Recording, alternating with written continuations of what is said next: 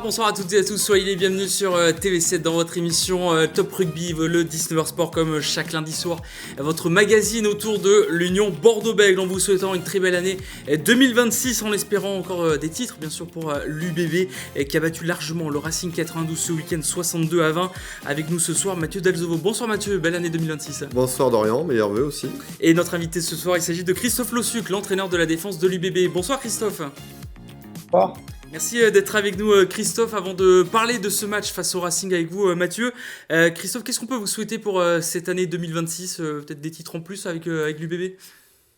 Des titres en plus, bien sûr, des titres. Même un titre, c'est bien. Donc, faut pas cracher dans la soupe. On a eu un très beau titre l'an dernier. Une saison conclue par un titre, même si je sais que tout le monde rêve un peu du bouclier. Et les supporters, nous, un peu tout le monde, on a déjà fait une très bonne année 2025. Et faire l'équivalent, ça serait quand même quelque chose de bien. On voit la difficulté tous les ans dans toutes ces compétitions. Donc, un titre encore sur les deux, moi, je signe de suite.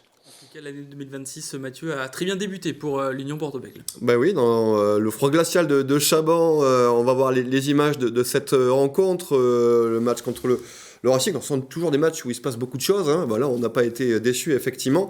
Avec quand même, Christophe, une équipe du Racing qui a su vous tenir tête jusqu'à la mi-temps et même un petit peu au-delà. On va revenir après sur le carton jaune qui est probablement le tournant du match, mais quand même sur la première mi-temps.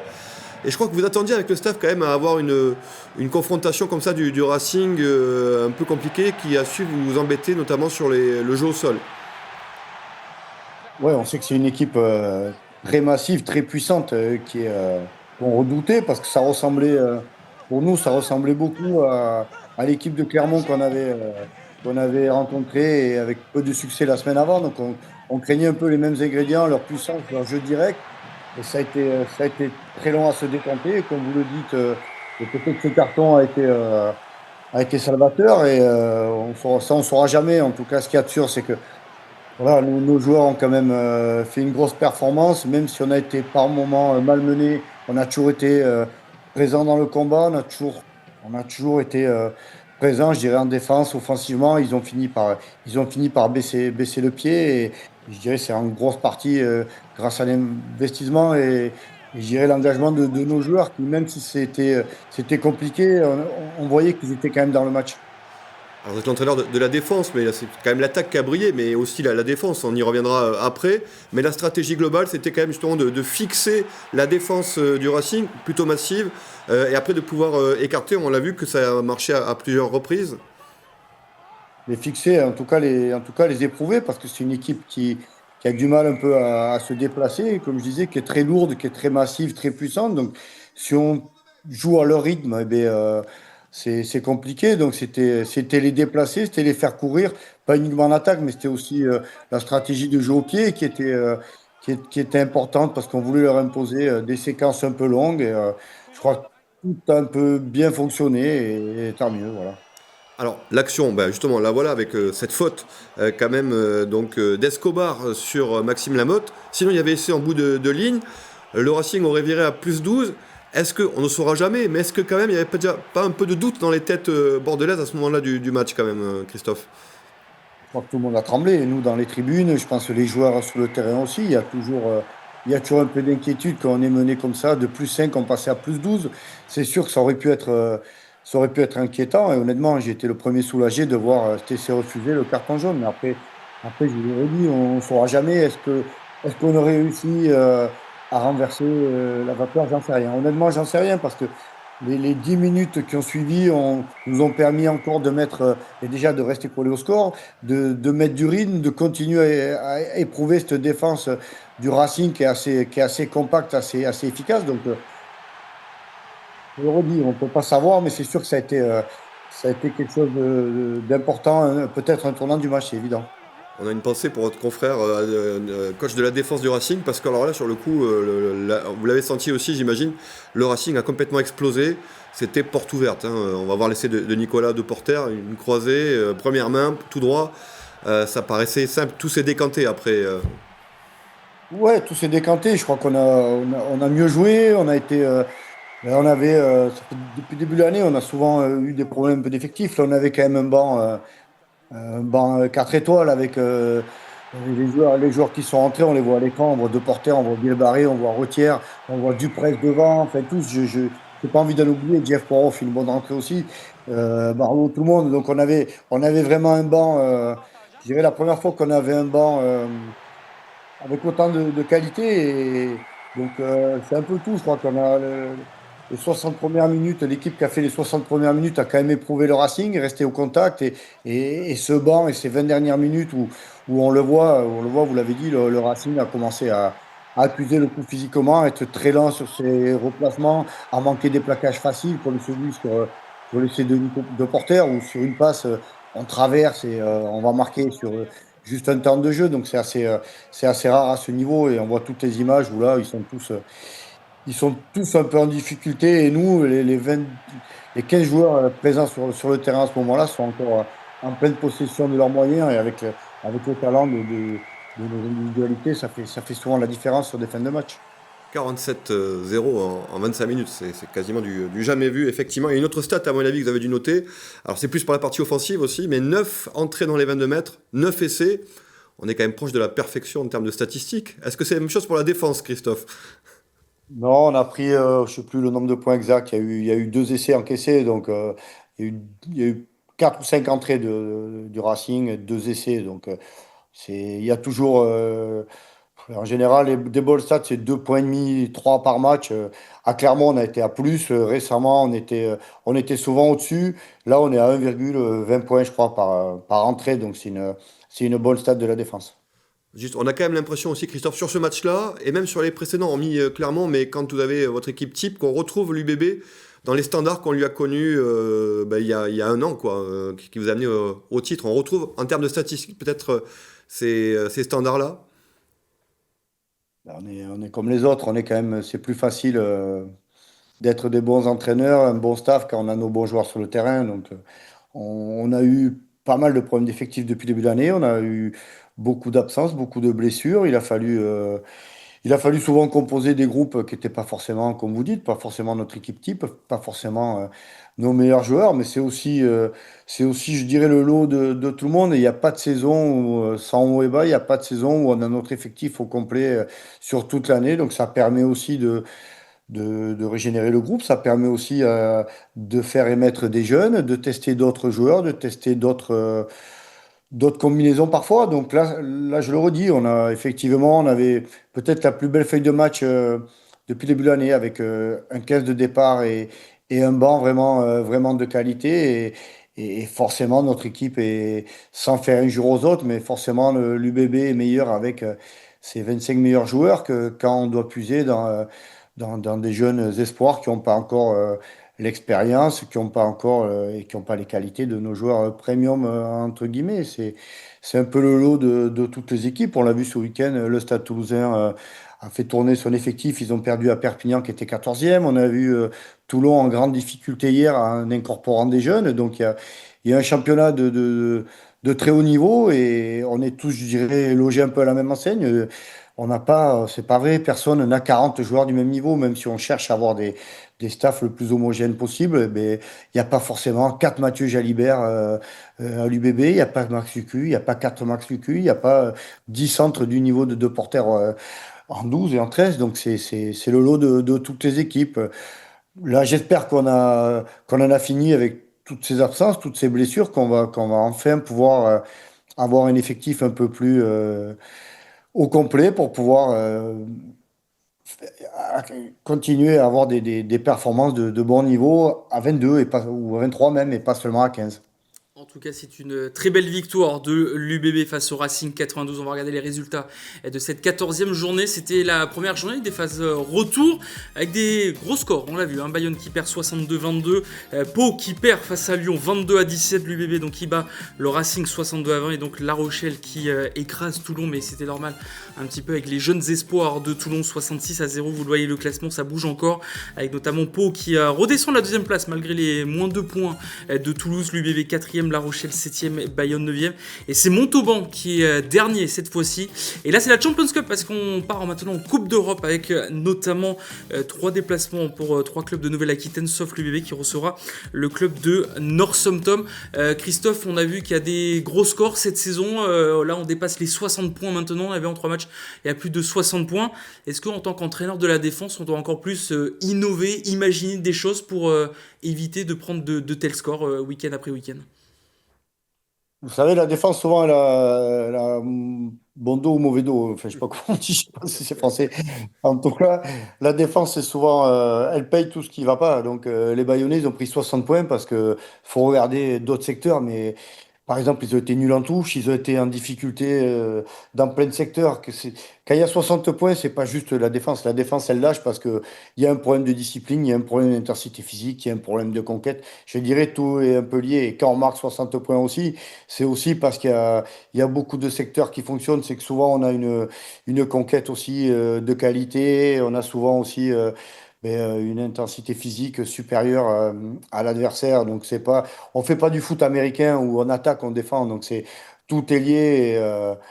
Le pauvre entraîneur de la défense bayonnaise ou toulonnaise, il paye un peu les pots cassés pour un peu tout le monde parce que c'est pas juste une défense qui fait qu'on prend 60 points. Et il n'empêche quand même, Christophe, si on essaie de comparer à la saison dernière, il n'y avait pas autant de scores fleuves, hein. On voit cette journée-là, mais ça a été le cas sur d'autres journées aussi. Les équipes font plus tourner. On pense à Toulon aussi. C'est la nouveauté de cette saison aussi. Les équipes essayent de mieux gérer leur effectif, quitte à lâcher des matchs, comme on l'a vu avec le Toulonnais, pour garder du jus pour la fin de saison et pour la lutte pour le top 6. Est-ce que c'est comme ça qu'on pourrait l'analyser? Je suis pas trop d'accord avec toi parce que si on lit un peu ce qui se passe à Toulon, ce qui se passe à Bayonne, c'est beaucoup de blessés. Ils sont un peu forcés de tourner autant. Il y a beaucoup de blessés dans ces effectifs. Alors, est-ce que en amont, la gestion de l'effectif est pas bonne, qui fait qu'il y a autant d'effectifs? Parce que on n'a pas la vérité non plus. Je suis pas préparateur physique à Toulon, je sais pas ce qui se passe. Mais souvent, si on sollicite trop les mêmes joueurs, si on a beaucoup de joueurs avec beaucoup de temps de jeu, ben ça, ça fatigue les organismes, c'est des éléments, je dirais, qui expliquent des séries de blessures. Donc, est-ce que les Toulonnais ou les Bayonnais ont peut-être pas très bien géré leur effectif avant pour avoir autant de blessures? Mais là, à l'heure actuelle, ils sont pas en phase de gérer leur effectif. Je pense qu'ils alignent leur meilleure équipe possible et leur équipe du moment, elle est très affaiblie. Je suis pas persuadé dans ces deux cas. Le Racing, c'est pareil. Le Racing, ils vont faire tourner le week-end prochain en Coupe d'Europe. Ils ont pris 60 points, mais en aucun cas, ils ont fait tourner leur effectif. C'est plutôt une contre-performance, plutôt 20 minutes qui ont été difficiles. Moi, j'ai pas envie de trop dire, ouais, il y a beaucoup d'impasses, les équipes font tourner leur effectif, parce que je crois pas que c'est ce qui s'est passé, en tout cas, ce week-end sur les 3 matchs à 60 points. Les Stades Toulousains ont, eux, clairement fait tourner leur effectif, mais Toulon-Bayonne, je pense que c'est peut-être, ils payent peut-être le fait de ne pas avoir tourné avant et cette accumulation de joueurs blessés. En tout cas, là, on va rentrer dans une période très charnière avec le top 14, la Coupe d'Europe qui va s'installer et bien sûr le 15 de France qui va vite arriver avec le tournoi destination. Christophe, ne bougez pas, Mathieu, on va faire juste une page de publicité et on revient juste après, justement, pour parler Coupe d'Europe et surtout qu'il y aura des places à vous faire gagner pour voir ce choc entre l'UBB et Northampton. A tout de suite.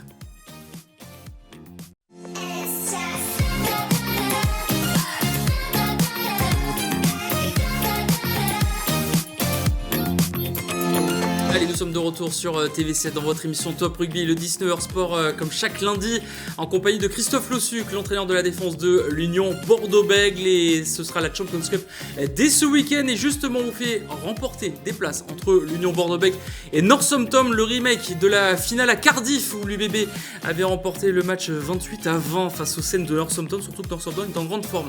Mathieu, après leur victoire face aux Harlequins. Christophe, on en parlait un petit peu avec Yannick Bouet à la fin du match face au Racing 92. Est-ce que pour vous c'est un premier grand rendez-vous de la saison, ce match? Oui, on a déjà eu des grands rendez-vous. Il y avait un déplacement à Pretoria qui était difficile à appréhender face à une belle équipe qu'on a plutôt très bien géré. C'est un deuxième gros rendez-vous parce que forcément il y avait les Scarlets, un peu qui est une équipe un peu plus faible au milieu. Là, c'est forcément un rendez-vous. C'est les deux derniers finalistes de la Coupe d'Europe. C'est le premier du championnat d'Angleterre. C'est une équipe qui prétend à gagner ce titre et qui va venir.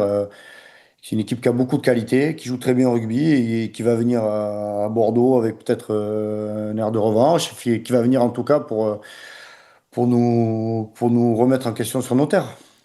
Northampton, c'est une seule défaite en 11 matchs, toutes compétitions confondues, effectivement leader du championnat anglais. Néanmoins, cette Coupe d'Europe, Christophe, on sent qu'à Bordeaux, on l'aime bien, que l'équipe sait se transcender aussi pour cette compétition. Il y a quelque chose de magique un peu avec la Coupe d'Europe à Bordeaux. C'est assez récent, je dirais, pour le club. C'est une compétition qui a presque 30 ans, il y a 4 5 ans, je dirais, que Bordeaux commence à la jouer, à être qualifié, à la jouer régulièrement, à envisager les phases finales. Voilà, ça a été couronné par un titre. Je pense qu'elle nous va bien en termes de qualité d'équipe, de style de jeu. Je pense elle nous va bien, elle plaît à notre public, ça c'est évident. On n'est pas encore un grand d'Europe, je le redis. On est des jeunes malgré tout, on est des jeunes dans cette compétition, mais avec un titre à défendre et on commence à avoir une certaine expérience de cette compétition. Vous avez parlé du match des Bulls tout à l'heure. Est-ce que pour vous, ce match et cette semaine en Afrique du Sud a changé quelque chose dans le comportement des joueurs? Je sais pas, il y a eu une semaine, c'est toujours difficile d'arriver à Pretoria avec l'altitude, avec la chaleur, avec un voyage un peu long, mais je dirais l'avantage, c'est que les joueurs c'est une sorte de mini-stage en fait, c'est une sorte de deuxième stage de début de saison où les joueurs ont passé une semaine complètement entre eux, avec plus de temps d'échange, plus d'activités, je dirais un peu se voir tous les matins, tous les déjeuners, tous les dîners. Peut-être ça leur permet d'échanger un peu. Nous, on a passé peut-être un peu plus de temps que d'habitude aussi.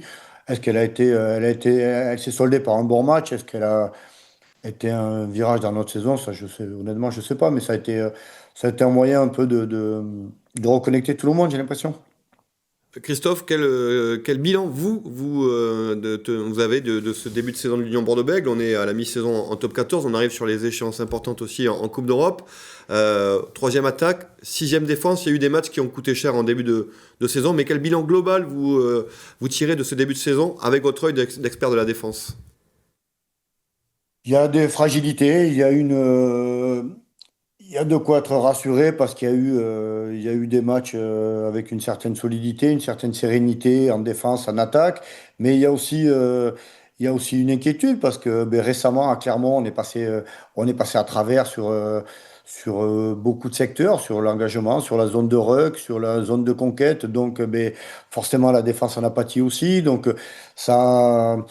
Ça montre qu'il y a encore certaines fragilités dans notre effectif, qu'il faut rester vigilant, mais il y a aussi, ben, on l'a vu ces 20 dernières minutes, on l'a vu au Bulls, on l'a vu à pas mal de reprises, il y a eu quand même des très bonnes performances aussi collectives et en défense et sur tous les secteurs, donc il y a de quoi évidemment espérer une belle fin de saison, mais il y a aussi de la vigilance, parce qu'on a montré parfois des signaux un peu fragiles, d'une certaine fragilité dans pas mal de secteurs.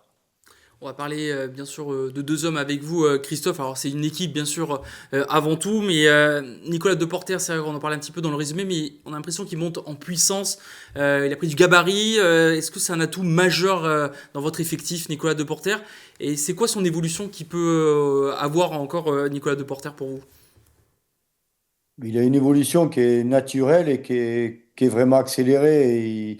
Il a 23 ans. Moi, je l'ai vu débuter, c'était ma première année à l'UBB. Et rapidement, il a pris déjà une place de titulaire, une place importante dans le groupe. Il s'affirme comme un des leaders de l'équipe et un leader incontesté de la ligne de trois quarts. Après ses qualités, c'est un joueur qui est très complet. C'est un joueur qui est grand, qui est athlétique, qui va vite, qui est très bon, qui est très bon tactiquement, qui est bon gestuellement, qui est agressif. C'est pas une surprise, c'est pas un secret, mais c'est certainement le futur centre de l'équipe de France pendant beaucoup de saisons. Et je dirais, il va continuer à grandir avec nous, il va continuer à nous faire grandir aussi, parce que c'est quelqu'un qui amène beaucoup à l'effectif. Je lui souhaite d'être titulaire au prochain tournoi destination parce qu'il le mérite.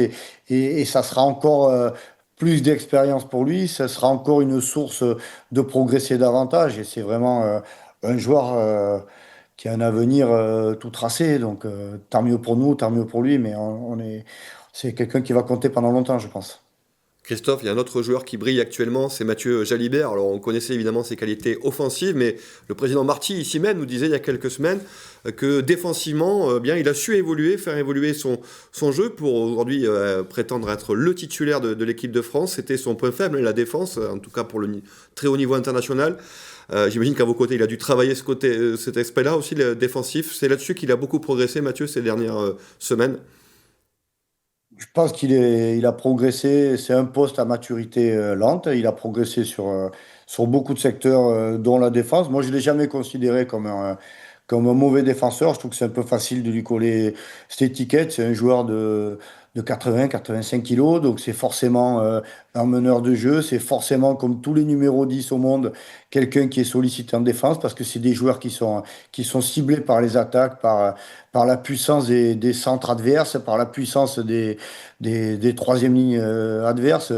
À l'image, vous voyez le jeune du Racing, Sun, qui est aussi un bon défenseur, mais qui est aussi un petit gabarit. On l'a très souvent ciblé et il a très souvent été mis en difficulté en défense. Donc, je n'ai jamais considéré Mathieu comme un mauvais défenseur. Il continue de travailler, il continue de progresser dans ce secteur, comme dans beaucoup d'autres secteurs. Moi, je trouve que son jeu au pied et ses choix, je dirais, tactiques, stratégiques, progresse aussi. Je trouve il est plus pertinent dans ses choix, il est plus précis dans son jeu au pied. Il a un peu plus de maturité, un peu plus, je dirais, la tête froide par moment. Et c'est un attaquant né, ça c'est évident, mais il a aussi besoin d'être parfois meilleur dans ses choix, d'être capable d'augmenter sa palette aussi offensivement par peut-être des fois être plus passeur, être plus juste distributeur ou jouer un peu plus au pied. Et je crois que c'est sur l'ensemble de ses qualités de joueur, la défense, l'attaque, le jeu au pied, qu'il est en train de prendre une nouvelle dimension. Et je pense que c'est normal à son âge et à ce poste. C'est toujours des postes où on peut être performant longtemps parce que justement, on va emmagasiner du vécu et de l'expérience toute sa carrière. En espérant qu'un homme avec des grosses lunettes noires remarque tout ça en tout cas. Merci Christophe d'avoir été avec nous en tout cas pour avoir débriefé cette belle victoire face au Racing 92 et parler de ce prochain match face à Northampton. Mathieu, nous on va continuer à parler notamment top 14 avec La Rochelle qui surclasse Toulon et Bayonne qui trébuche à Montpellier juste avant. Écoutez la réaction de Nolan Le Garec, le demi de mêlée de La Rochelle. On est reparti avec nos convictions ce soir. Ça a plutôt marché donc... Comme je le dis, on reste très calme, on reste très mesuré ce soir, mais voilà, on est plutôt content de la performance. C'est vrai que La Rochelle a surclassé cette équipe de Toulon 66-0, mais comme l'avait dit Pierre Mignoni, on s'en doutait un petit peu au vu du 15 aligné par l'entraîneur varois. Ouais, c'est vrai, mais il faut quand même rappeler aussi qu'ils en ont pris 50 ici. Enfin bon, donc Toulon est quand même une équipe qui prétend être dans le top 2, la demi-finale. Ça fait quand même mauvais genre. Hein. Moi, je veux bien. Alors, c'est vrai qu'il y a des blessés. C'est vrai que... 19 des blessés. 19 blessés, c'est sûr. Je pense quand même... parce qu'on disait avec Christophe Lossuc tout à l'heure, alors, effectivement, il y a des blessés, donc ils gèrent leurs effectifs comme ils veulent. Mais je pense que ces grands écarts que l'on trouve aussi, c'est parce que Pierre Mignoni, et c'est tout à fait normal, attention, veut aussi préserver ses joueurs. C'est un marathon, le top 14, et il faut arriver en fin de course avec encore de l'énergie.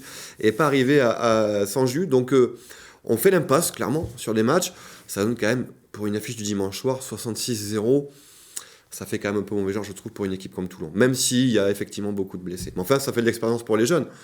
Et puis il y a bien que le Stade Toulousain qui est capable, finalement, avec une équipe 3, de pouvoir gagner, même s'ils n'ont pas montré ce week-end à Aimé Giral. Il y a un an, jour pour jour, Toulouse avait failli gagner à La Rochelle, justement, avec une équipe de jeunes. Par contre, Bayonne a pris 60 points aussi, mais c'était pas les espoirs, c'était quasiment l'équipe type. Oui, et là, c'est un mal plus profond pour les Bayonnais. On le dit souvent, alors c'est vrai qu'ils font le plein à domicile. Ça se joue toujours à un point, hein, et ça fait 2-3 ans, j'ai l'impression qu'on dit ça, Dorian, ensemble. Quand même, cette défaite-là, l'ampleur de la défaite a fait quelques remous. À l'heure où on parle, on ne sait toujours pas si Greg Pata va être maintenu, mais les propos du président Taïeb à la fin du match sont quand même assez clairs. Il y a l'ombre de Laurent Travers qui plane sur Greg Pata et sur l'Aviron bayonnais. Donc, cette défaite-là, quand on est une équipe comme l'Aviron bayonnais, avec le parcours qu'a connu l'Aviron la saison dernière, ça fait vraiment tâche, surtout que là, en l'occurrence, c'est pas l'équipe Espoir qui s'est déplacée, c'est la grosse équipe, et ça nous montre les difficultés qu'ont les Bayonnais en dehors de leur base. Heureusement pour eux, ils gagnent toujours un match à Jean Daugé, ric-rac, mais enfin ça passe. On en parlera bien sûr en détail de l'Aviron Bayonnais ce mardi dans votre émission Parlons Sport. Merci Mathieu d'avoir été avec nous pour cette émission Top Rugby. Merci à toutes et à tous de nous avoir suivis. On se retrouve bien sûr donc demain dans votre émission Parlons Sport. On va revenir sur l'Union Bordeaux, parler de l'Aviron Bayonnais et du Salary Cap également. Bonne soirée à tous sur TV7.